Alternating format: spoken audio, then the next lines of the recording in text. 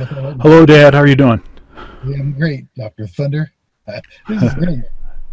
Get a chance to Yeah. see my boy. Yeah. One Well, screen. I've been doing this series of quarantine interviews, and several interviews were with folks that I only know because of you, and there are several sort historical pieces, things that I honestly I don't know the answers to. I mean, any answers that I have to are because I've asked you them. I don't have a memory of those topics, I hope I can do and that. and for that reason, for several other reasons, I thought it would be really great to have you on here. I think also where you live, where I grew up in Michigan, with horses and living on a dirt road and all of that kind of stuff. I think the conversation could be unusual, way different than some of the other conversations. So I just thought it would be an interesting thing for the audience. So, um, Dad Wallace, how did you grow up? Oh, I appreciate the opportunity to be on your program. By the way, I have been watching some of the other interviews, and this is certainly a great way to make use of some of this otherwise wasted quarantine time. I I started out with my mother and grandmother on a farm. Um, the beginning of my life.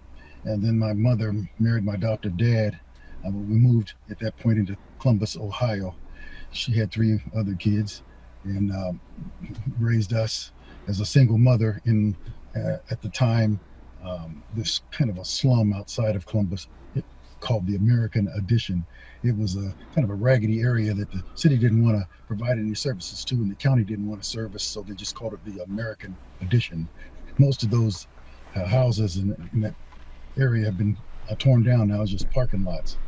After that, we moved or moved over to some projects in Columbus. My mother and she was divorced, but at this time, raising four kids, and moved us to the projects where in the project living in general was lots of single family homes, mostly mothers, a lot of times pretty young mothers, many times having multiple kids. No two of them have the same dad. It's always a bunch of half brothers and half sisters.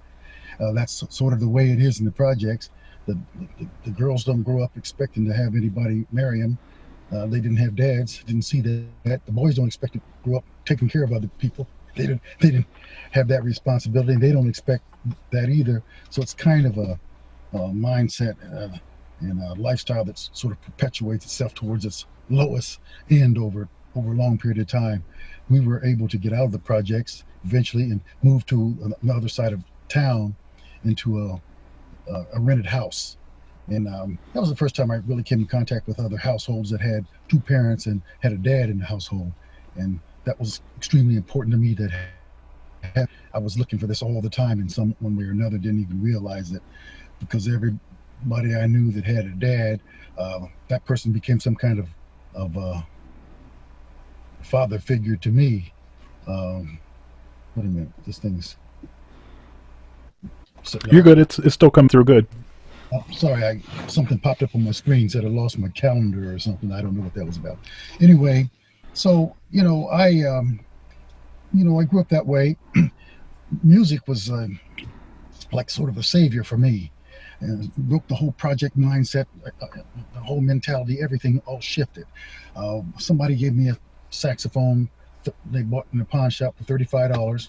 I was about 11 years old, I guess, at the time. And you know that horn very well, of course. It was a raggedy Yeah. thing.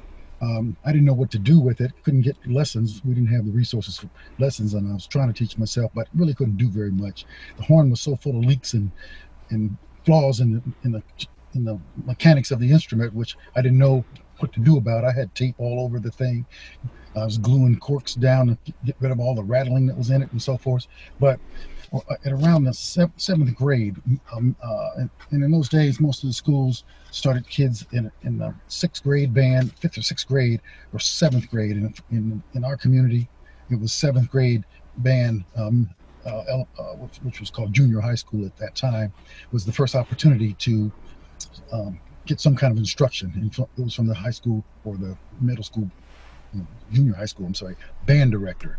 And of course, the band director had all students with all instruments and wasn't really an expert on saxophone per se, but did give me some basis to get started. And from that point, it was pretty much self-taught to the extent I could from then on. Later in the process, and this whole process really consumed in my mind. It really gave me an opportunity to focus on something else, which is what music is. It's so great for: concentration, focus, self-confidence, camaraderie, all kinds of things that it was bringing to my life outside the scope of the, 12 notes and the various rhythms. It was something else.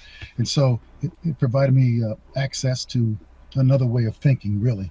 And there was a community center. It was a community arts program that was funded by some Council for the Arts organization, and in Columbus. And I found this place, and they had a auditorium and a practice facility. They had some pianos sitting around in there. They had people from the community, other kids would come in to that place that could play something or whatever. They went out and found them and recruited them.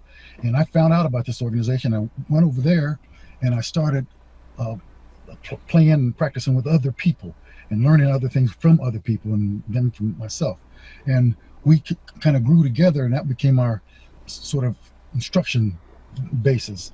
That community center also had a number of venues lined up and opportunities for us to actually play something. We formed various bands out of this organization, and the better players stuck it out, and we kept working with better players. And as the weak ones were dropping out, the better ones were being developed more and more.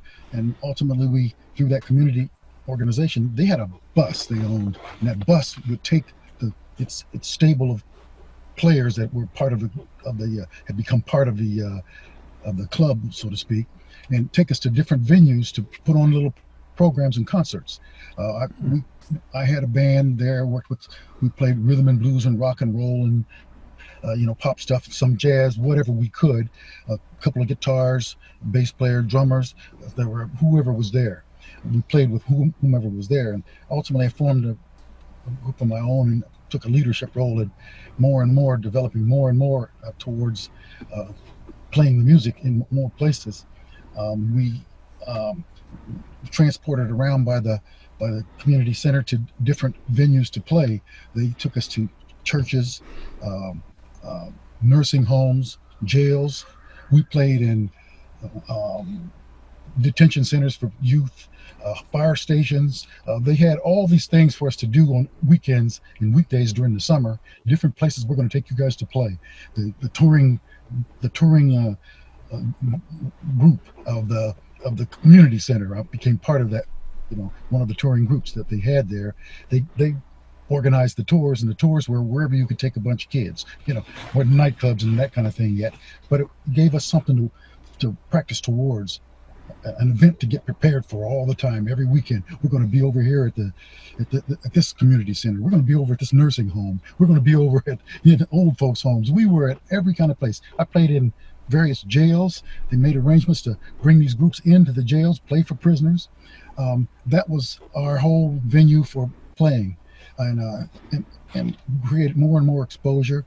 It allowed me to get better and better at it, and then, of course, school programs. I got better at that as time went on. Ultimately, we started forming bands that were able to get commercial work away from the community center, our own kind of gigs, stuff that would pay some money. Not a lot of money, but more than zero. And over the years, eventually it graduated, moved on towards playing in nightclubs, wherever you could play. In the early stages, you had to lie about your age to get into some of these places, but we were too young to be in there.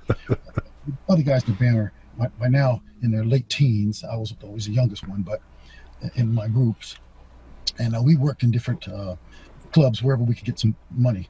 And from that, and then over the time, over the years, I got better at it and so forth. So eventually, uh, found opportunities to tour with different people, go different places, around the country, different sites, and play and what have you. But as much as I love the music, I really love music, no question about that. And it changed my life and gave me perspective that I couldn't have gotten otherwise. I didn't like the lifestyle of a musician. I really wanted that family life that I didn't have, or that I thought I was supposed to have. You know, two-parent household, dads that come home every day from work, at the same time, dads that show you how to do things and all that type of thing. I wanted to be in a position to do that. And recognizing that the life of a musician, I wasn't going to be able to have a regular family life, a dog, you know, pets, um, come home at the same time every day. I wanted to be a family person, and so I made other professional choices, with respect to my own career, development opportunities, and continue to use the music for personal benefit. I was still playing a lot, but no longer did I think I wanted to be a professional, uh, a pro like yourself. Um, I was I'm glad, by the way, that you get a chance to be a musician that plays the music, be a pro, and have a stable family life at the same time. Opportunity that lots of professionals do not get, but because of education and other opportunities that have come your way, uh, and the fact that you're a magnificent player, you get an opportunity to have to keep the music going. But that opportunity wasn't going to be there for me. I was going to have to stay on the road, traveling and playing, and that kind of lifestyle. And I really wanted something else. And so I took the coming off out of that lifestyle and focused on changing to something else, and continue to play, like I said, for myself. But then um, I got married, did the family things that I wanted to do, and decided the best role for me was to try to carry this forward to the next generation and start trying to develop some kind of uh, well, initially with the kids, you have an older brother first. He's 4.5 years older than you, Michael Lightning Wallace, and Sean Thunder Wallace, and but initially, I wasn't thinking about teaching anybody else. I was just taking care of a career and trying to be a family man. But when you got to the age where it was apparent that you wanted to learn to play, that changed everything for me in another from a completely different perspective. I was able to start using some of the background I had as a player to and simultaneously develop my um, family connections, which is really what really wanted to be all about. So it's interesting too, because I must have been asked 100 times by different people over the years, uh, when is it the right time to start a young person playing an instrument? When is it too early? When is it too late? How soon can I get my kids started playing? And I usually think it's usually more like around fifth, sixth grade to do it, and that's probably because, or seventh grade, and that seems to be pretty reasonable because for the most part, uh, younger kids don't have the physical skill and the concentration skills and so forth to stick it out. And the whole practice and all the drudgery and the physical uh, um, work that goes in playing an instrument, it can be so overpowering, and it could create frustration and actually make them want to quit sooner than they otherwise would have. But if you can wait till they're the right age to get started, you got a much better chance to probably stick with it. Otherwise, you end up with a closet and under closets full of instruments and under people's beds and everything. Parents buy this stuff for their kids, but most of them that start really young don't stick it out. And so when you were a kid, I wasn't eager to get you started when you were really little. I was going to wait till if you showed interest, 9, 10, 11, 12 years old, it'd be like it was for me. But you were uh, such an unusual prospect in so many ways, and what I originally saw really had nothing to do with music. In terms of aptitude, it had nothing to do with music. It had to do with ability to focus and concentrate, pay attention to details, retain information, kinds of signs that you were showing at a really young age, around 3 years old. You spoke in complete sentences when you were 3 years old, and it was your mother always tells me this story because she tells other people this story. Of course, I saw it, but we had this little trumpet around the house, and you found this trumpet at around 3, less than 4, and picked this thing up, and you were able to get a sound out of it. Actually played a note, made a trumpet make a trumpet sound. And of course, we know how that you have to know what to do to get a trumpet to do that, but you actually had kind of figured out how to get a trumpet sound. It's like, wow, that's too young to be starting playing from my perspective, but nonetheless, it showed me you were really paying attention to something. I don't know what it was. There was another example that I had that stuck out in my mind. It's hard for me to shake this. I bought this. You were 3, less than 4. I bought this. I had a camera, 35 millimeter camera that I was carrying around with me all the time, taking pictures of everything the kids did in those days and everything else the family did. We have lots of pictures from those days because I was pretty big into that kind of stuff. And I had this Vivitar 35 millimeter camera. I left the house with it around my neck. It's hanging there. It's a solid black body camera. I went to a store and bought another one, a Ricoh 35 millimeter. It looked almost identical, very, very similar, but not identical, but very similar. They were both 35 millimeters. The Ricoh could do some things that the other one couldn't, but other than that, I walked in the house with that new camera hanging around my neck, and you standing on the floor looking up, up at me, and you said, "You've got a new camera." And I thought, how did he notice that? Then I said, what's different about this camera? And you said that one has a green dot on the bottom. The other one was red. Anyway, there were several differences on that camera, 10 differences on the camera. The other camera wasn't present at the time. It was some other place. So you were only looking at the camera that I came in with. But apparently it's seen the other one enough times to remember some of these differences that you saw in the new one. I set that camera on the table beside the old one, went to the closet and got the old one out and put it beside it and asked your mother to see the differences, how many differences she could identify between the two. They were very subtle. And she identified 6 differences. There were 10 differences that I could identify. Looking at the camera, she could see 6 different things about it. This number is a 5.2, that number is a 5.0, this number, and so forth. You had 8 differences that you cited to me when you were telling me about this camera without the other camera present. At that point, I recognized that this is something weird. So these were the kind of signs that told me that you had the aptitude to start something that was going to require a lot of concentration, a lot of study, and a lot of memory earlier than other kids. I still wasn't going to do it at 3 or 4, but I was looking at those kind of signs. Then I had an aunt, your Aunt Tina, who was a real estate agent at the time. She had this big string of keys. She put on a big ring, keys all the way around this ring. There must have been 200 of them, maybe more. I got another key and added it to the ring that went to one lock, which I went to the store and bought a lock. I put that key on that ring with all these other keys around the circle and gave you the lock and the key. And you sat and held this ring of keys and looked at them around the ring, just looking at it, didn't do anything. I think, when's he going to try one of the keys in the lock? You didn't try one of the keys in the lock, you just kept looking at it. And then you took your finger and went around the thing and touched a particular key, took that key and stuck it in the lock, and the lock opened. There's the only key on there that could open this lock. Obviously something was going on in your brain causing you to pay attention to this level of detail that I hadn't seen before. I hadn't seen it in anybody's kid. So it wasn't just some kind of proud father thing. Everybody thinks their kid is smart. And it was beyond that. It was some freakish kind of stuff.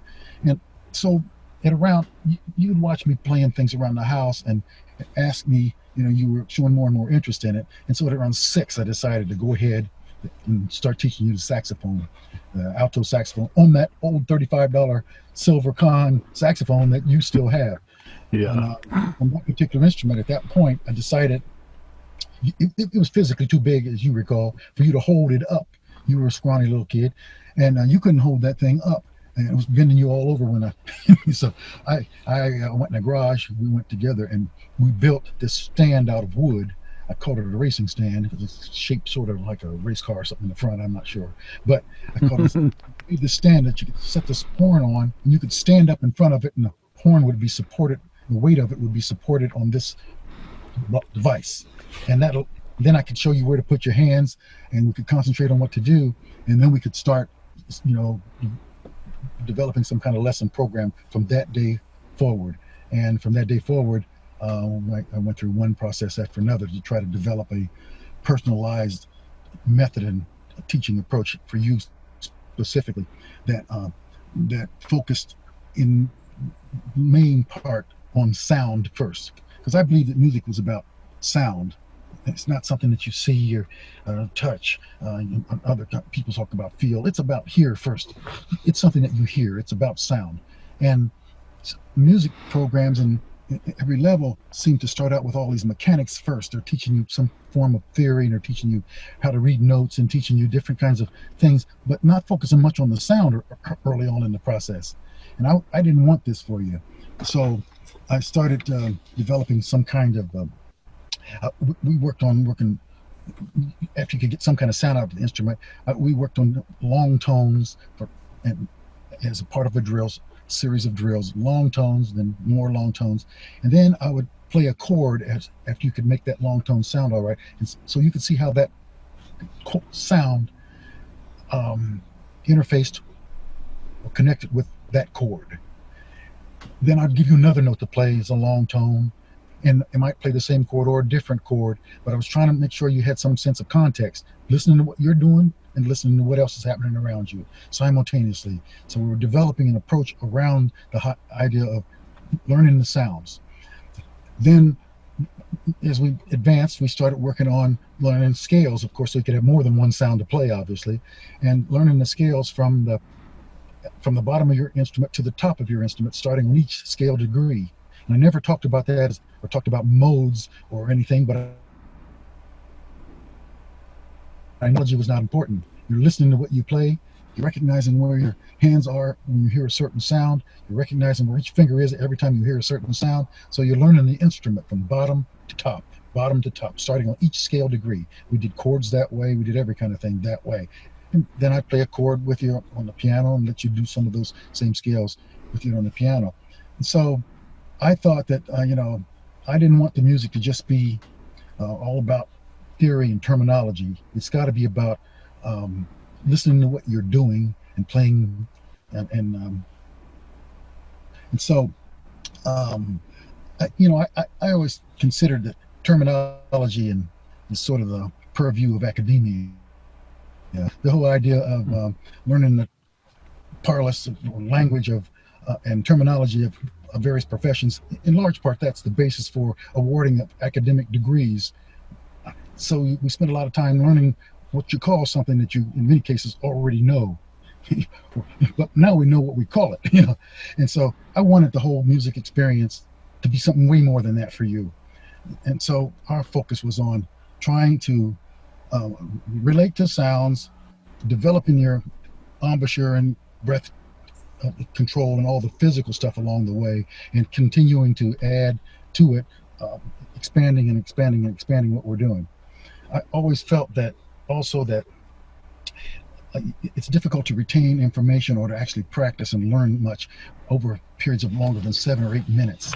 What happens is your mind starts to drift, and although your fingers are still moving, you're not focusing and listening to it and concentrating on it in the same way that you were at the beginning. So out of an hour practice, I always felt that people were really getting like 7 or 8, 10 minutes of actual practice. The rest of the time, their mind is some other place. Their fingers are moving, but they're not getting practice. So guys would say, I got to practice 4 hours or 5 hours or 6 hours. And I was thinking, no, that's not what needs to happen. What really needs to happen is you need to get 7 minutes worth of practice out of 7 minutes, and then another 7 minutes out of 7 minutes. And if we can add that up, if it turns out to be 10 minutes out of an hour that you were really getting a guy who can learn to get a full 10 minutes of concentration and knowledge out of, he could get 6 hours of practice out of one in terms of the actual amount of time of just the time that's passed versus how much you actually were retaining that your brain was highly focused on.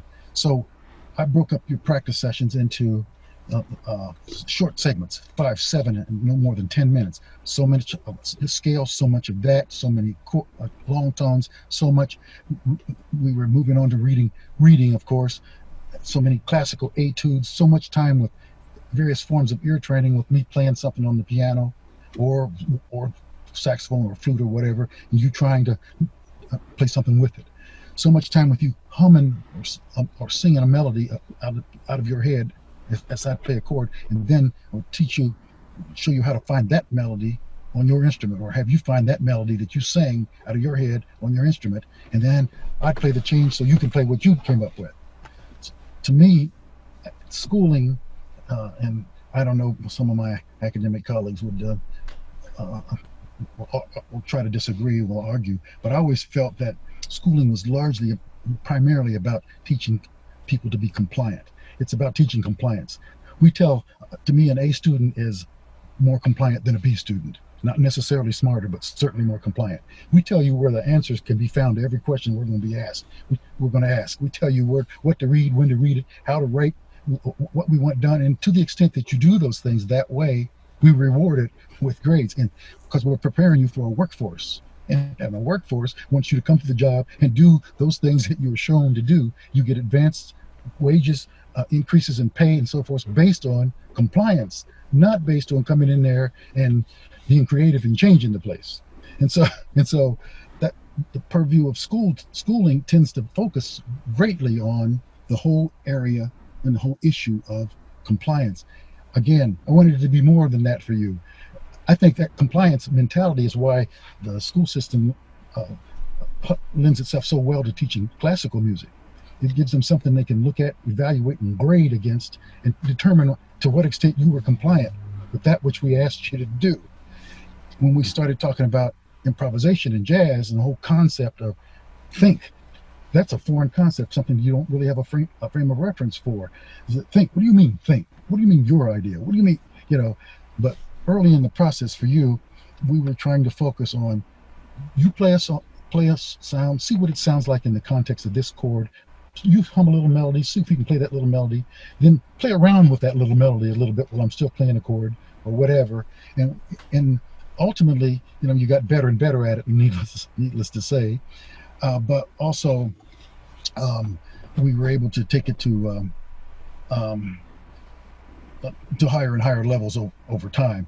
But I also felt that it's of crucial importance to a young player that they get positive feedback from something that they're doing early in the process. This is a chore of outrageous amount of drudgery, amount of work involved in it. People don't seem to understand, but it's a huge amount of work in this trying to be a musician. And so it's really, really important that we don't just get bogged down with the terminology and the theory and the work and not have any positive reinforcement. So early in the process, rather than starting out with, we're going to work on all these notes out of a book and what have you, we're going to start out with, get him to play something that gives him some positive feedback right away, a sound that he likes, and we can build on that. And then later he's going to ask to play more, as he asked for more, we'll give him more and more and more. And we kept increasing that to where we were reading at a very high level as time went on, and not too long of a time. You were breaking your practices down into these short segments, so much on a classical time in classical music, so much in other stuff, so much with ear training. And I don't know if you remember the period of time when we used to sit in this closet that I built, padded the walls and turn the light off so it's just pitch black in there. You're facing me, I'm playing one horn, you're playing the other one. I play something, you try to hear it and play it back, only focusing on what stuff sounds like. And we go back out of the room and go back to working on the other mechanics. Yeah, people should know what that is. So you cut a hole out of the wall under the stairs that were going upstairs, and then there's the recessed area under there that was being used for nothing. Padded the entire room, and then put a light fixture in there. And then that was the practice room. And in a couple things that I think that was useful for is that you could be in the living room. That was like the living room where there was a fireplace in there, and you could, albeit faintly, you could hear what it was that I was practicing, even if you weren't in the room with me. But it muffled the sound enough so that it wasn't, like distracting. Exactly. And playing around our house, and there's a lot going on in that house. There's 4 kids, and and we lived there too, so it was largely about the music, but it wasn't all about you. We had other kids doing other stuff and other people in and out of the house, so we needed a place we could practice, and you could do your thing. And I always enjoyed listening to you play. I didn't care about the what it sounded like in the early days, all honking and squawking that you have to go through that period of time. I never called it noise. It wasn't noise. It was a joyful sound to me. And I made sure that nobody else in the house ever referred to it in a negative way when you were learning. But later, you were playing so much and so often, we needed a place to get as much privacy from other people. Not only were we padded so the sound wasn't getting out of the room, but also other people's distractions weren't getting into the area that we're trying to work on Yeah. material. So it was useful at both ends. Um, I wanted to ask you about ear training a little bit, because your approach to ear training, which is something that I use in my own teaching, at least what I remember of it. Um, I think because of your approach and the age that I was able to develop a way of hearing that I don't know a lot of folks that have it. I don't have perfect pitch,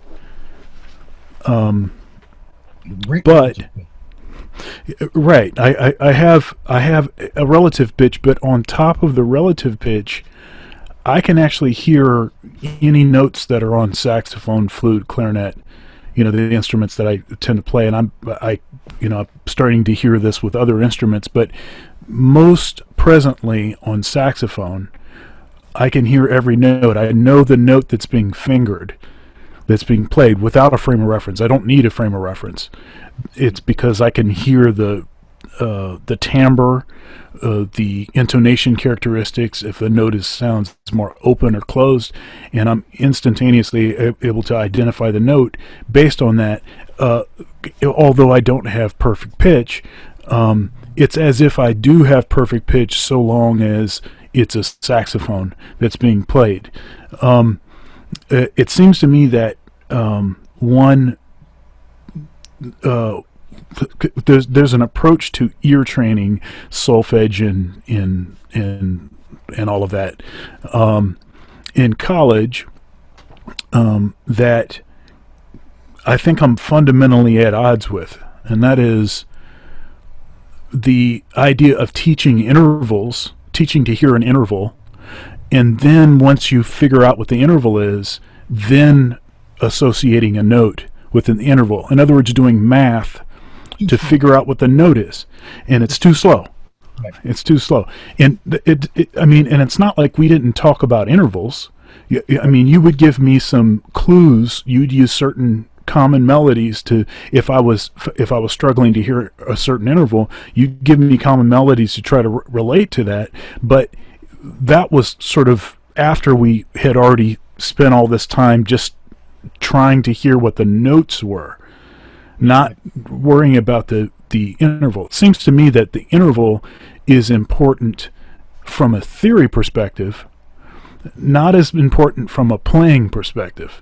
Like if I'm on a gig, I'm playing, and someone else plays something, it's a part of being conversational. I need to be able to quickly identify what it is that they're playing, and I need to be able to replicate that exactly on my instrument in order for me to be able to say something meaningful to add and to contribute to the dialogue.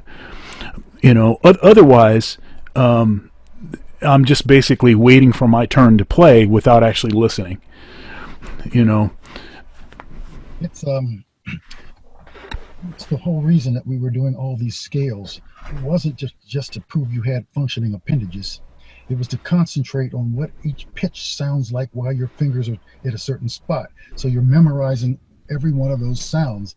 So when you get ready to play something with one of your own ideas, you can put your fingers right on the spot to start that idea.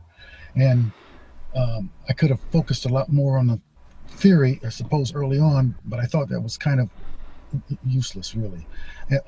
Well, not useless. I thought it was a constraint that slowed up the works. And the whole idea of relating to intervals and knowing the notes, because we know that the F is a fourth up from the C, and you started on C, so that must be an F you're playing now. That kind of way is too slow as the music is flying by. Breakneck Yeah. speed changes are being made and so forth. So we did it, the way that we did it, and it worked. We practiced as much as possible. I was probably giving you lessons 3 or 4 times a week. We were spending a lot of time doing stuff and played together often, but um, learning to play and listen to what you play as you play it, to me, that is the best way to get full knowledge of your whatever the instrument is that you're playing. To completely know that instrument, that's how you do it. Not just moving your fingers for scales, but listening to what's happening as you move your fingers. And of course, you develop enormous technique because you did this a lot, so over a long time. And starting on each scale degree from the bottom of the instrument to the top, you're going through all the what we're now calling modes, and we have these names for the modes. I never mentioned that, but I know you know what they sound like, so because you played them every day. A couple things. One thing I was going to ask you about is the terminology that you used. Uh, uh, like when you referred to uh, practicing, not as practicing, but as playing. Yeah. And so, I mean, why did you make that? Why did you make that choice? Well, because you're a kid. When we were starting out, I wanted to make sure that you're having fun. And people don't want to hear people practice; they want to hear people play something. So if I say, practice connotated or denoted work, and although it was work, I was trying to make sure that you were having fun first. If music wasn't going to be fun for you, I was going to find something else for us to do. Because in the end, it's got to be about that. There's too many hours that have to be put into this to be doing something that's just work and drudgery. So if I thought, we want to hear you play something, and then you're working towards playing something. I used to organize these concerts in the house, because one of the problems that we had was is that starting at 6 years old, you don't have many venues a 6-year-old can play. None, really. You're not in school. They don't have school bands for you. Nothing. So I mean, Right. so there's nothing you can do. So I positioned chairs in the house and arranged for concerts at the house. I'd have friends come over every week, every other week, whatever. We're going to listen to listen to him play this song, and I play piano for you, you play something. So you get used to working in front of people, developing self-confidence, and know that you're practicing playing, working towards some event. I considered it to be sort of analogous to a basketball player or an athlete. If all they ever did was stay in the room and drill and never had a game, it would be really difficult to stay motivated to do those things at that level. Yeah. But if you actually have something you're working towards all the time, another place to play. So I was just using that terminology. I wasn't trying to minimize how, I wasn't trying to say that it wasn't work. You and I knew that it's work, but it had to be work that you were getting some enjoyment out of. And so I kept referring to it as playing. And I also tried to modify or vary where you did the playing to create some kind of enthusiasm, maintain some enthusiasm. Practice inside sometimes, play outside sometimes, in a tree. Go out in the back where we had those cows, come up to the fence, go out and play to those cows. When you play that horn out in the back, cows come running up to that fence as soon as you start playing. Imagine this is your audience. And do different things at different places to try and keep the enthusiasm for it, because when you're putting in the kind of hours you were putting in, the kind of time, starting that young, you could easily get burnt out on this and decide, hey, I'm done with this by 12 years old. I don't do it anymore. But if there was ever anybody I knew what they wanted to do, what wanted to be, I knew the music was for you. One of the jobs that we have as a parent, one of the most important jobs I think we have, is to try to figure out and try to identify what the aptitude areas that each of our kids has, and to try to give them support for whatever that aptitude area is. They're not all equal in every area. And kids will tell you they want to be all kinds of different things as they grow up.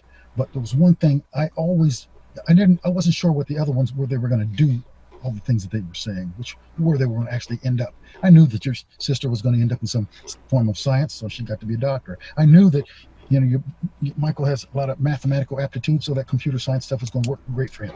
But I didn't know that specifically what profession they were going to choose or how they were going to use it. I knew almost immediately what you were going to be. And so I tried to provide as much support for that, because that's our job as a parent, figure out what their aptitudes are, and provide as much support in those areas as we can. Not to exclude every other area, but certainly to recognize that we don't all have equal opportunity and equal shot at being anything we want.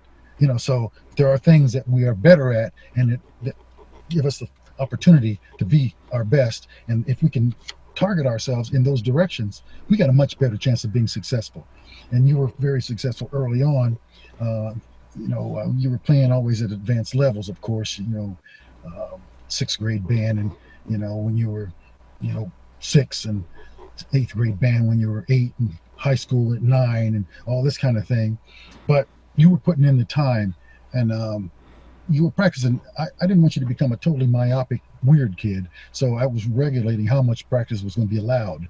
And we're going to do so much outside stuff. We're going to have fun. We're going to do other stuff, shooting the bow and arrows, shooting guns, others. We're going to do other stuff. It ain't going to just be, it's not going to just be this weird kid who's stuck in a room. So I try to break the practices down into short segments that would add up to cumulatively about 90 minutes when you were younger, which is a long time for a 6-year-old. But you wanted to go longer, so I just restricted it. Can't be more than 90 minutes. But it was 2 hours by the time you were 9 or 10, and then throughout high school, you were practicing long. And so, but you were breaking it up in a way that allowed you to actually retain the information better. So many minutes of this, and I always consider that to be sort of like what happens, when you play a passage or whatever, or read something, or you're studying any particular material. Oftentimes we'll get to a certain spot, we keep getting stuck right there, and every time we get back to that spot, we're stuck there again, and stuck there again. We leave the room and come back maybe an hour later, and all of a sudden we go right through that spot. We don't get stuck there any longer. And it happens with other academic studies as well. So I felt like, well, we've got to shorten that duration down, make sure we're getting maximum concentration in these short bursts, and then start over in another kind of drill. So we get a fresh 7 to 10 minutes. Another drill to get another fresh 7 to 10 minutes, so that we can not get stuck as often, and thus effectively increasing the number of hours of benefit that we're getting out of each other by multiples, that's subject to how far we break it down. Yeah, there's actually a physiological change that happens. So your brain is always figuring out what it is, the most efficient way to do what it is that you're asking it to do, to process whatever it is that you're asking it to process. In many cases, you leave or you come back the next day and you don't have the same issue. It's because physiologically in your brain something actually changed. Your brain actually changed the way it was wiring something so that it can do what it is that you're asking for it to do. And sometimes time is the answer. Substitute for the passage of time ultimately. Yes. But yeah, I was trying to get the maximum amount out of each day and still give you opportunity to be the player that you want to be and have a normal life like a kid, doing every other kind of thing. So if we can structure time or organize it properly, I felt that you could do well in classes and everything else. And of course, the music does a great job of making people better students at everything else, because all these study habits are directly transferable to anything else you ever choose to study. And matter of fact, math and science and other stuff that kids often see as difficult, it's a piece of cake compared to some of the exercises and the drudgery you have to go through to become a quality musician. It's a piece of cake. Something I wanted to ask you about too, that was sort of happening simultaneously with the music training and stuff, was exercises. So when did you have me start doing that? Because has been a big part of my life. Everybody in the household doing exercises from, you were probably 6, 7 years old, maybe about right around there. Sit-ups, push-ups, calisthenic type of stuff in the morning, before school, at night before bed. Jump up and touch the ceiling so many times every night before bed. Exercises to get in a mental framework of, this is something I need to be doing for myself, something that you could carry forward and help to form who you are prospectively. And so I didn't have you guys just hopping and jumping by yourselves. I did sit-ups and push-ups and stuff myself, and I kept doing exercises. I wasn't into bodybuilding type of stuff or that heavy stuff until you got. Matter of fact, I didn't encourage that at all until you got to, like close to high school age. I want your body to be a certain size. 14, yeah. I started when I was 14. Yeah, the first thing is to get the mind into, I should be doing some kind of exercise every day. And once you get your mindset to the belief that you should do that, and also your brain works better when the oxygen flow is better. So you study better, you retain information better when you're in shape. People talk about the dumb jock. That's a misnomer when you think about it. The guy who's in good tip-top shape to be an athlete, his brain has the potential to be in better shape too. So he's getting better oxygen flow. He's getting everything about. So he's not the dumb jock. That's purely crap. It used to be thought that if you were really in top shape, you had to be, sort of one of the dull guys. When that couldn't be further from the truth. The better physical shape you're in, the better potential you have for great intellectual shape. So I saw these things as all being part of the same puzzle trying to put together. So now I always feel like I want to have. And I think this all comes. I mean, everything I have comes from you, but I think all of the different kinds of activities that I enjoy doing. Often within the same week, I'm doing dozens of different activities. I tell my students that I'm bored easily. But I'm kind of making it light. But really, I have a lot of things that I'm capable of doing, that I'm interested in. Working out. The different instruments that I play.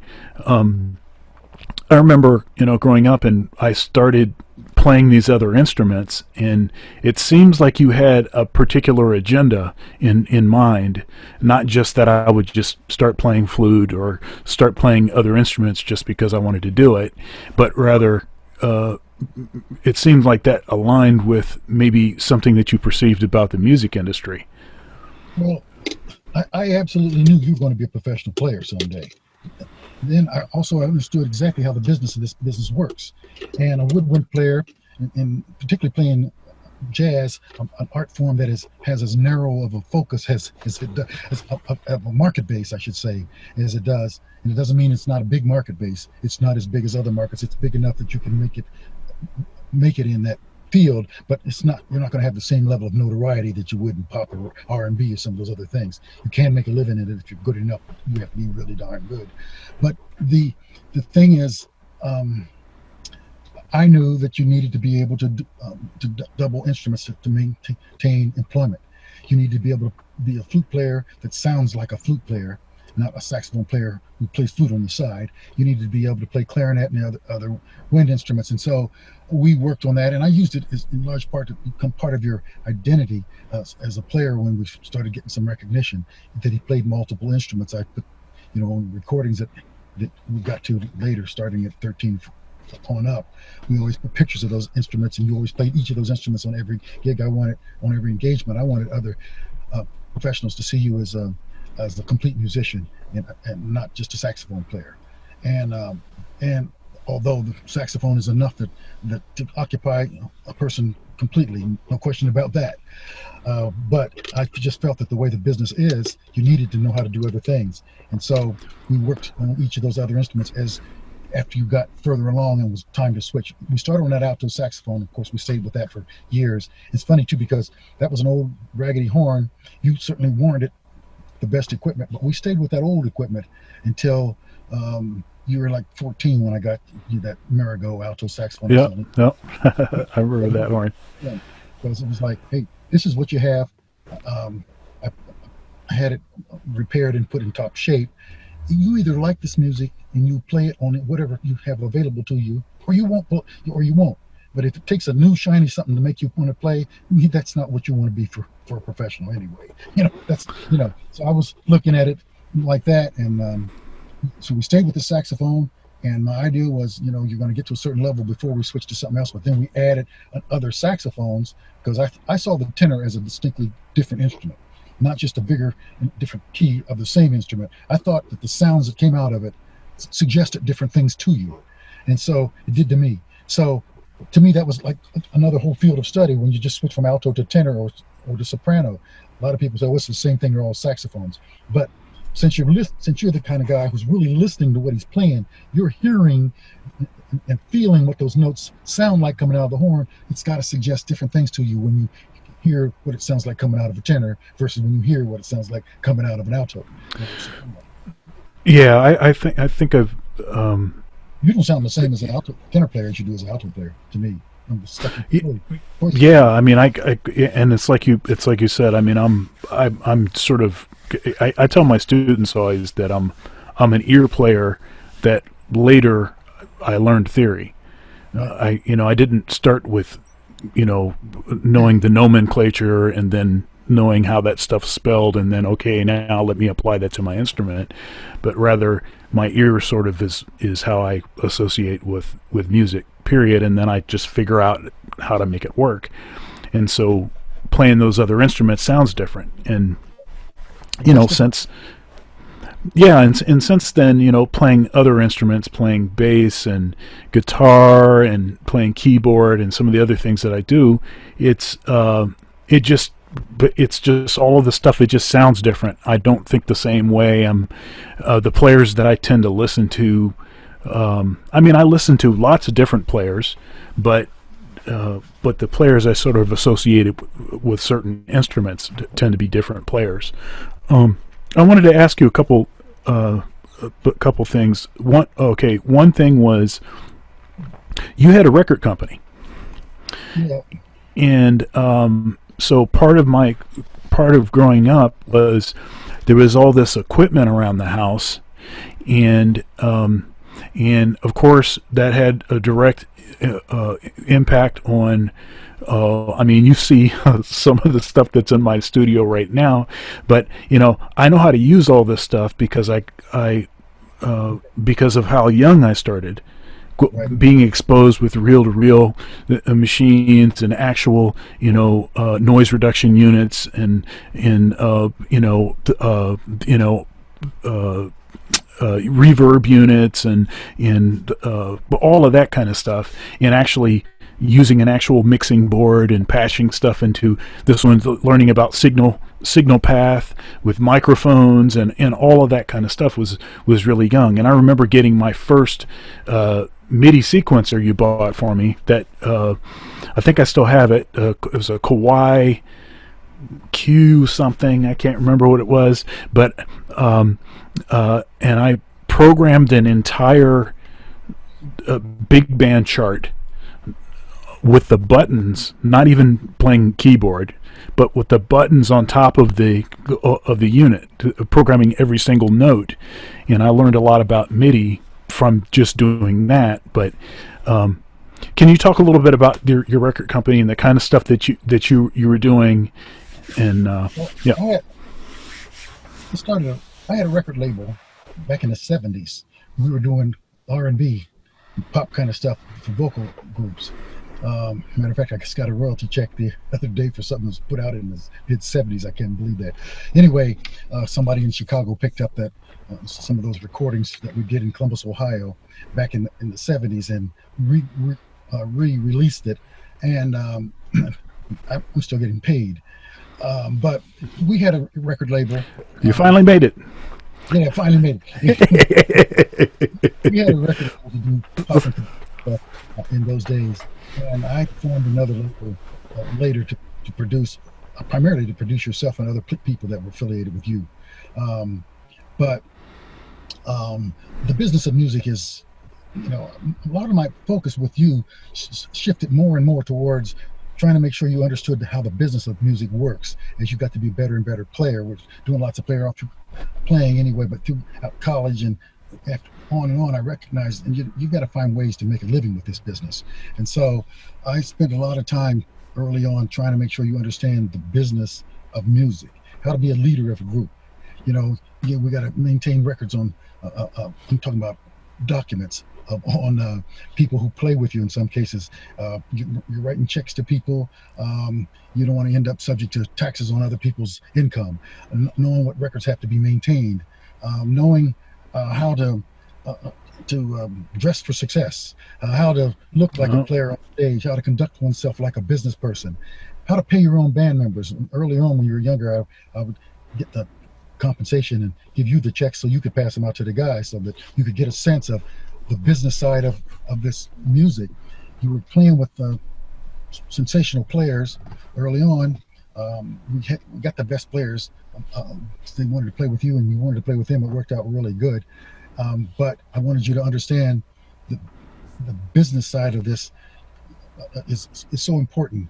The music is great, it's necessary, but so I had a lot of understanding of how the business is, how the record industry is, how the distribution of the product is, how the royalties are calculated, and what you have to do to make sure you get paid, mhm. those kinds of things. And I wanted you to get at least a taste of that. As a matter of fact, it's something that had hoped would happen at Ohio State and other schools, certainly Ohio State, was that they would develop a business of music curriculum that's really helpful at helping young people, players coming out of these programs, learn how to market themselves and find work for the high level skill that they're developing. It doesn't do any good for a profession if you can't find work. You can play really well, but most of these universities spend all of their time teaching people to be prepared for the one opening that happens in the Detroit Symphony Orchestra every 7 years, or whatever. You Right. know, not showing you how to get a job, how to package your skills, how to market yourself, how to dress for success, how to maintain records, how to pick an agent, how to form create a publishing company. There are so many aspects of music. I was handling the business of music side of it for you as we continued on with this throughout, your career. But Can you just backing up a little bit? Can you talk a little bit about I grew up in Eaton Rapids. You're still in Eaton Rapids. You might be a little bit down the road from Eaton Rapids right now, but but you and Mom are still in Eaton Rapids, 6 miles north of Eaton Rapids, right? Eaton Rapids and Township, on a dirt road. That is still a dirt road. little dirt road. That's right, and 2 acres, Yeah, and horses, and grew up with four wheelers and go karts and bikes and all kinds of stuff to do, and and that was great as far as I think experiencing a lot of those kinds of things that, like you said, that were not regular experiences for you when you were growing up, but not particularly great as far as finding other musicians for me to play with. So I mean, well, how did that go? How did you connect that, and why was that important? well, a couple of things. I was fortunate and blessed enough to meet the great Randy Gillespie, a personal friend. Came to the house when you were 10 years old, and to listen to you play because I had told him about you, and he came over to the house to see for himself. And when he did see for himself, he, you were 10 at the time. He suggested that I take you up to MSU. And you were the best player at MSU at the time when he took you up there to sit in with their jazz band one day, and meet what was going on there. They didn't have a jazz program at MSU at the time, but I talked to Randy and I said, I need him to be able to play with. I need better players. So he can work with the best players. He can't play with a bunch of kids. It's not helping him. It's not helping advance the music.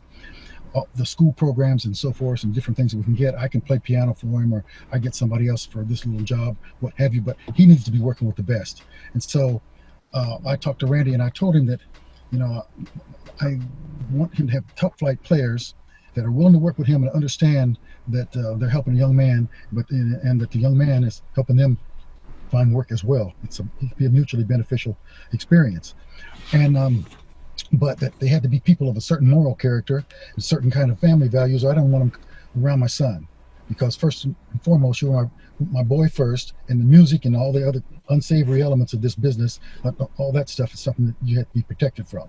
You know, the music is secondary, and the unsavory elements you simply have to be protected from until you get old enough to know how to protect yourself. So I didn't want you connecting to the wrong kind of guys just because you admired them as players, like so many of the people that followed the late Charlie Parker, or they admire him so much as a player. Next thing you know, they're getting sucked down a personal path that has nothing to do with the music. And so I was cognizant of this all of the time. And so Randy did a great job of introducing me to guys. As a bass player, he introduced me to Peter Dominguez at Michigan State, and Peter Dominguez worked with your group. You know, then Peter Dominguez hooked me up with Rodney Whitaker, which worked with your group. From the time Rodney was about 20 and you were 13, something like that. And Ralph Armstrong, bass player over in the Detroit area. Then they hooked me up with, then of course we worked with Rufus Reed through the IAJE program. And then of course you eventually hooked up with Victor Wooten. So you've had really top players and other bass players too. Kirk Cronky, there's been a lot of them. They were all good players, but they're all Nick Calandro. They're all good people that were willing to work with a young guy and share the stage with you. Didn't feel like they were getting upstaged by you. You were learning from them. They were learning from you. Everything was great. Trumpet players, he hooked me up and through different guys, they hooked me up with Marcus Belgrave, and of course we met Dwight Adams, and of course Lewis Smith, Walt Szymanski, other guys along the way, but. Vincent Chandler, trombone player, yes. Yeah. Trombone, Vincent Chandler, Sherman Mitchell out of that area. Remember Sherman? He's on one of your recordings. Eddie Russ, piano player. Pianist. Eddie Russ, Rick Roll, Connie Griffith, Kenny Cox, Dr. Billy Taylor. Like I say, Ramsey Lewis at the Onshore Detroit Jazz Festival. Ramsey Lewis ultimately hooked us up with Jazz Central and BET, which ultimately resulted in you getting a spot on BET's Jazz Central, which they brought in guest host Dr. Billy Taylor and Lou Rawls to host that program, 30 Minutes of Thunder. But that came from those contacts. We had drummers Randy Gillespie, Francisco Mora, Quincy Davis, Derico Watson, the late Roy Brooks, and with the Artistic Truth, and Roy Brooks, that group, the Roy Brooks and the Artistic Truth, that was sort of, I'm gonna call that the Detroit counterpart to Art Blakey and the Jazz Messengers. It was the same kind of situation. A lot of the top players were working with Roy. He was a drummer. He had his own group. They did a lot of stuff. All the top players in the Detroit market area worked with him at some time. You ended up in that group, kind of graduated from that group to others. And the guys that some of which I named became sidemen in your group, or you sidemen in theirs. You work together over the years. So working with the best, learning from the best, listening to the best listening to you, it was a mutually a symbiotic relationship that all was good. And all those people had the kind of values or conducted themselves in a way that I was comfortable with having you around, having you practice with, taking them on gigs with you. I was paying some of those guys on gigs you got because I was handling the business and hooking them up on some pretty good engagements, and other cases they were calling you on their gigs, and things were working out really well. I helped other people along the way. Hey, so you were talking about listen. You mentioned a little bit about listening to players. So when did that start in my development? When did you start introducing listening, like really studying other players? I purposefully kept you away from other recordings until you were probably 10, 11 years old. For the first years, 6, 7, 8, you were listening to me, you were working on the piano, but you're listening to yourself. You're playing these scales and chords and listening to what your horn sounds like. You're playing little melodies. I'm showing you little melodies. You're building on those melodies. We're trying to build something more than the ability to follow instructions and be compliant. I'm trying to develop the ability to think outside the context of replicating what you hear from other people. Of course, you've got to replicate what you hear from other people at some level. You're going to pick up those things. But I didn't want you inundated with that too early. And then later, once the mechanical skills and facility existed for you to be able to copy other stuff or do other things, by about 11, you could play. 10 years old, 11 years old, great technical skills. We were spending a lot of time on the theoretical side by then. We were reading all the time, reading classical music, doing classical etudes, performing classical competitions, for... I played Caprice and Forme de Valse. How old was I? 11 years old. That was a month. You were doing those kind of things. And so it was time to go ahead and let you hear some other players. And so somewhere around then, we started listening to other players. Of course, the legendary late Sonny Stitt, which I got a lot of esteem for. And of course, you wanted to step pretty much on alto. You liked to train on tenor, and you liked well, so many of the main players you liked. But some of the players that weren't not necessarily the main players, I mean, you played with guys like Donald Walden, tenor saxophone out of Detroit, Hmm. other players out of this state, the very fine players that you would listen to, played with. I don't know if you did anything with Kenny Garrett, but he was out of Detroit too. Um, You know, I never met. I think I might have actually met Kenny Garrett at an IAJ conference. He was like walking in the hallway, and I came over to him and I said hello. But no, oh, we've not played together. Um, well, you met a lot of guys because we did that every year. We got invited back to do another set at the IAJE, so that opened up a lot of other opportunities, and other players around the country got to see you. We were able to get television coverage at different levels from whether it be uh, Donahue show on NBC or CBS's Sunday morning show. We got NPR to do programs. We got local broadcasts. We got BET to do things. And over the years, we were getting more exposure, and ultimately, continued on. okay, it seemed like maybe it was in. Okay, so when I was in high school, and I got to the end of high school, and I was like, okay, I don't think I want to go to college, at least not right now. And so for the year after high school, I was just practicing all day. All day. And we did.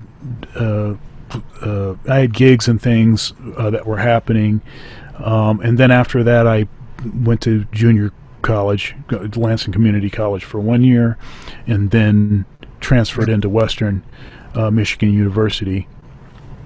Um,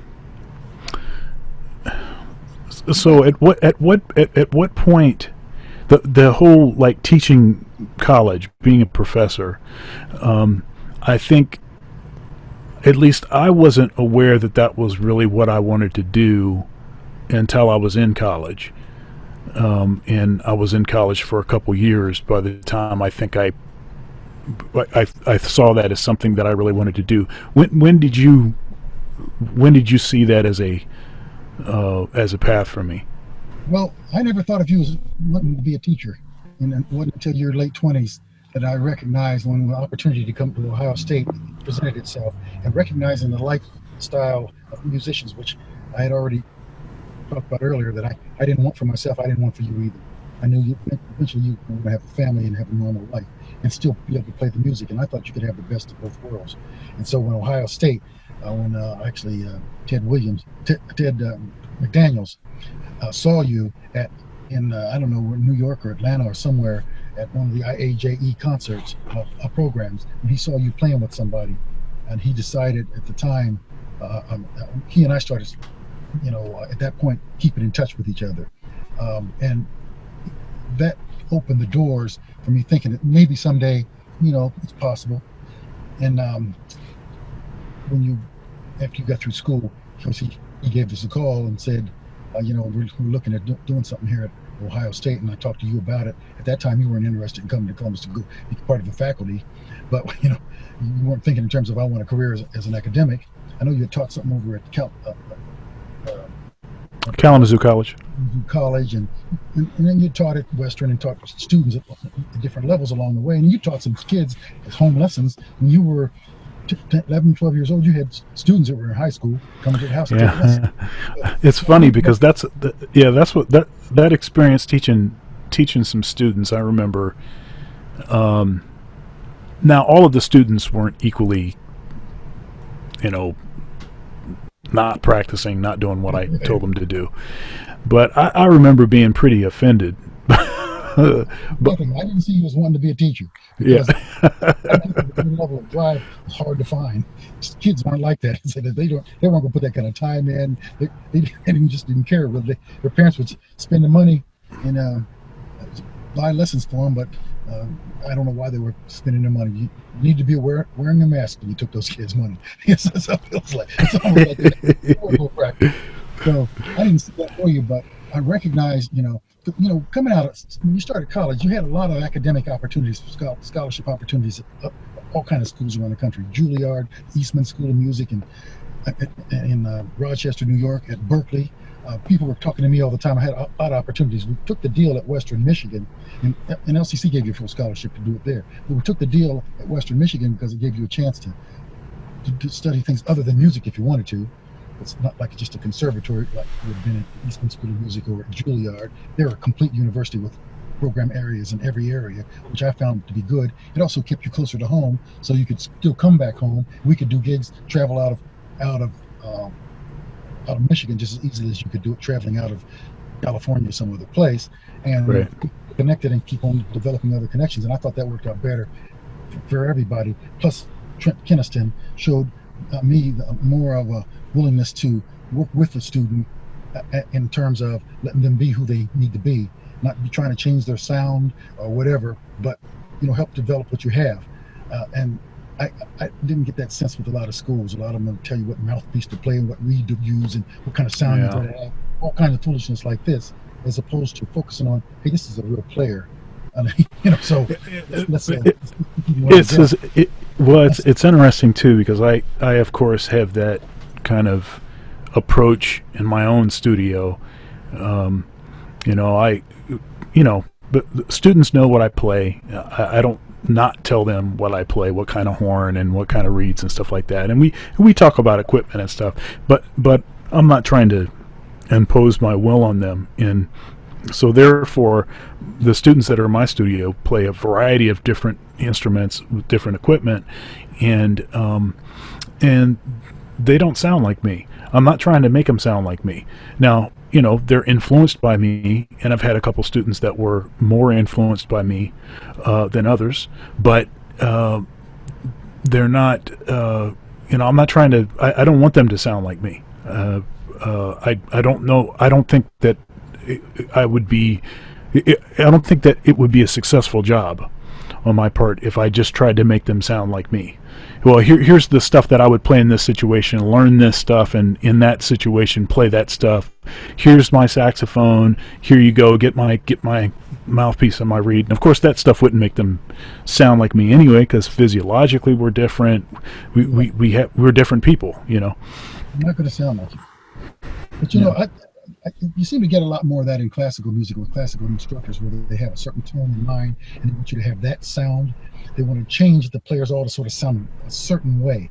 And I talked to Trent before you came there, and about my desire to make sure that if he comes to you and he's going to be taking lessons there because he's the saxophone teacher there, that he doesn't try to change the core of who you are as a player. If he can add to it, I was eager for him to help do that, but I was not going to have you in a program where they thought they needed to convert you over to be like them, because, so you had Yeah. to offer, and he was a good guy in that regard, and that's why we ended up at Western as opposed to one of those other schools in the East.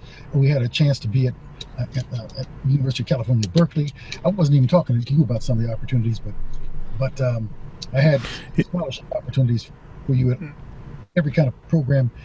University of Miami down there in Florida, in North Texas State, any place that you wanted to go. But it made a lot more sense to take the deal at Western Michigan, which you. Well, I remember that decision and thinking about that pretty vividly. And there were two things that were the most important to me in that decision.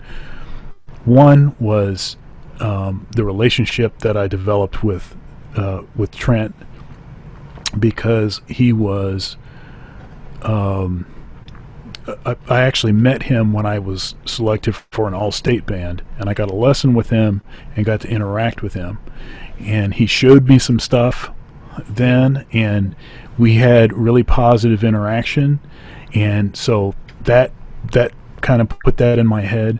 And then the second reason was, honestly, I didn't want to be that far away from home. I didn't want you to be over there. You chose to go to Western. Yeah, I didn't want to be that far from home. And I know you know this. I know you remember this. I was home, especially for the first 3 years of being away. I was home every weekend. Yeah. I wanted to be home. I don't apologize for Western. That program would stack up against any of them. It was the first. Oh yeah, definitely. It was a great program, and of course, on this series of interviews, I interviewed Trent, which I thought was a really great interview, and then also I interviewed another one of the John Wojciechowski, another one of the graduates from that program. Of course, he was done once I started, but he we both, of course, we discussed Trent and how positive that relationship was and how great a teacher he was and everything. But anyhow, I just really only had a couple more things I wanted to ask you. I don't want this to get too long, but there's just so many so much great information, and I want everybody to be able to hear this. So you started playing guitar. Now this was after you had retired. How long have you been retired? Well, And then when? I've been retired since 2000. Okay. Almost 01. Like 01. So almost 20 years, coming up on 20 years, 19 years now. So I started, I had a guitar around there. I don't really say I play guitar. I mean, it's just something fun for me to do. I enjoy. Well, you got more active with it though, because I didn't remember you really playing guitar until after you retired. As a matter of fact, you used to say you didn't like guitar. You didn't want one in the group. We had pianists. You never had guitars in your group till later in the process, because early on you didn't want guitars. And guitar players, you didn't really care about guitars that much. And we had some of the best pianists that you could find anywhere. And of course, the late Eddie Russ was quite an influence on you too. As a pianist, you never wanted guitars, and then when you started taking it up yourself, I was surprised. Well, there was a couple reasons for guitar for me. One of them was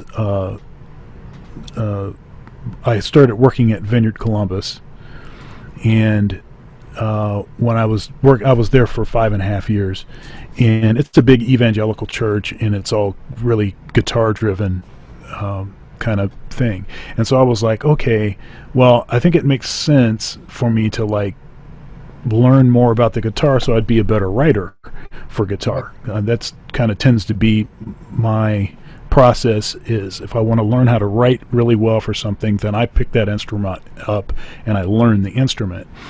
And then I just fell in love with the instrument. But another part of that was that you had already been playing guitar for a while, and I wanted a conversation piece, something that we could talk about that was not related to anything, almost something that's was more like a hobby, something that we could talk about that was not really related to anything serious. So you influenced. So you were part of the reason why I started playing guitar, also. I want to say just a couple of things, because you do want to wrap up. I understand that. Yeah. We've gone much longer than I thought we would. As a matter of fact, I told you. I said I knew that you were going to be early on in the process, and I'm so grateful and blessed to have had a chance to watch it develop and flourish as it has. But something that you don't remember it this way, but this is exactly how it was, that did it for me more than any single other thing that happened in your childhood, growing up, playing the instrument. And I mentioned this to you. You were not 7 years old yet. You've been playing almost about a year, and we had played a lot by then. You're putting a lot of time in, and the mechanics have developed quite extensively. You could play well enough to be in anybody's band by then, anybody's school band by then. But you were 7. You could have been in anybody's high school band at that time. But you're upstairs in the room with that old saxophone hanging on you. It's the Blue Swan story. And you're playing the song, The Blue Swan. It's a classical piece. You know how the melody goes. I hear all this crying going on. I come running up the steps. What's going on? You're standing in the room with this horn hanging around your neck, tears just running down your face. And I said, "What's wrong? What's wrong?" And you said, "It's just so pretty." From that moment forward, I recognized that whatever resources or support that's going to be necessary to see that you get a chance to make a living as a professional player, I had to do it. The fact that you're actually listening to what you do. We've got players to this day, college age players, that if you put your hand over the music where they're playing, just just for a second, stuff they played over and over in concert band or orchestra, they don't know where they are. They're lost, don't know where they are from the moment you cover it up until you take your hand back off. They're not actually listening to what they're playing. To connect to it like that, it meant that even a little song like that, you at that level, you had learned that this music is about the sound. This is about listening, and if you can take that, you can move it on to whatever level you want to take it. All the mechanicals and the technique that you possess to this day, that's from drill and drill and drill. But that appreciation for the sound, and willingness to listen to the sound, your sound, other people's sound, but yours too, is what is the foundation for greatness as a player. So I'm glad I get a chance to have play some role in your development and had the opportunity to witness this growth from 6 years old to present. Thanks for feeling comfortable and desiring to interview me. Oh, I had to interview you. I mean, I had to. One thing that that I've told people that I've learned from you that I think is responsible for everything that I've ever accomplished, for everything that I am and everything that I will accomplish, is you didn't really let me make excuses. You taught me how to not make excuses. You taught me how to, even if something is hard, to stop complaining about it, stop thinking about it, maybe think about it a different way, but to just to do the work. And something I wish was different about the way our world is that people like you, which I think should be the people that are most celebrated, folks that even though the way that they grew up was not necessarily conducive to accomplishing a lot, someone like yourself that didn't make excuses and just made it happen, found a way to make it happen, worked hard to make it happen, and to create a different kind of scenario for your family. Had you not done that, we wouldn't be talking right now on this forum, because I wouldn't have any of what I have. I wouldn't be the man I am. I wouldn't be the father I am. The husband I am, the person that I am, the musician that I am. There's nothing that I am that I don't get from you. I appreciate it. You made good choices with your life, and well, I didn't always make it. I tried to make more better choices than than worse choices. You made some really good choices. I think of it this way, and I will let you go. We as parents, and you're a parent now too. All of my kids are parents, and so that's great. We're like radio transmitters. We broadcast a signal. We're responsible for the signal we broadcast. But the other end of the side of the equation is the radio receiver. I'm a transmitter, so you're the radio. You could turn your dial. You had the choice, because we call it free will. Spiritual people often refer to free will. You had the free will to turn your dial a little to the left, and here's all you get. Or a little to the right. You could turn it out to some other transmitter, some other station altogether, or you can keep it locked on this particular station. You made that choice. That's free will. I don't know how many people do the best they can for their kids, and lots of them do, and their kids won't make the choice. They're part of the issue too. They had an opportunity to make a choice, and they're 50% of the choice here. One side is broadcasting, the other side is receiving. You can't. I can control the broadcast to the extent that I can. I cannot control the receiving side. That's the free will side. And each of you kids made a conscious choice to keep your dial in a direction that helped you to do the things that you need to do, because you all had the same opportunities that other people had to screw up and go other directions. Turn your dial to some other station or whatever. You chose not to do that. That's to your credit, not mine. I don't take personal credit for the accomplishments of my kid. I'm grateful that you were willing to do some of the things the way that I suggested, but I don't take credit for it. Because the free will factor, you could have made totally different choices. So could Natalie, so could Keenan, so could Michael. You know, you chose to make the choices you made, and you're reaping some of the rewards from those choices. And for that, I'm grateful. Well, thank you, Dad. And you're broadcasting now for Moses, and hopefully he's going to That's right. keep his receiver tuned to the correct station and not start getting all that when it's turned to the wrong, slightly off the channel. So he won't do that. He's going to be listening. Well, if I can produce half the quality of signal that you produced for me, he'll be fine. I do what I know how to do. Coming out of the projects, I feel grateful. I feel blessed.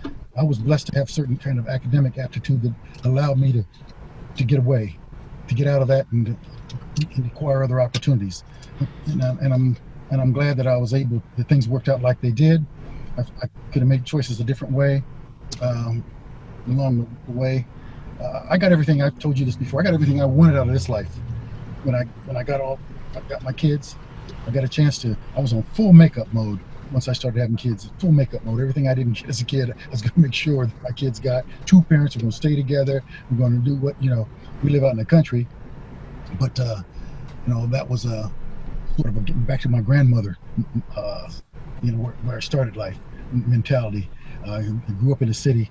I started out with my mother living with my grandmother in the country, and then we moved to the city and to that slum, the American addition to the projects, on to another side of town, and all those other things followed. But it started for me in the country. So with you kids, you started in the country. You basically always had that kind of lifestyle. It's always been rural for you. And I was going to ask you. I know you don't have time if you're getting any archery in. That was one of the things we used to do growing up. It's another one of those mental exercises, physical and mental concentration skills I found to be useful at helping. And also I found it to be useful to take you away from just music. It's too myopic. I got to make sure you get other stuff. And I know you're making sure Moses gets a broad spectrum of opportunities. Oh, yeah. So I tried to do that to the extent that I could. And I'm grateful, very grateful that you and your siblings make me proud. All right. Well, did otherwise. Well, I think we're going to wrap it up there. Love you, Dad. You need to edit this down. Nobody's going to want to hear me talk for this long. But anyway. Well, I love you, Dad, and I thank you for love you too. for everything.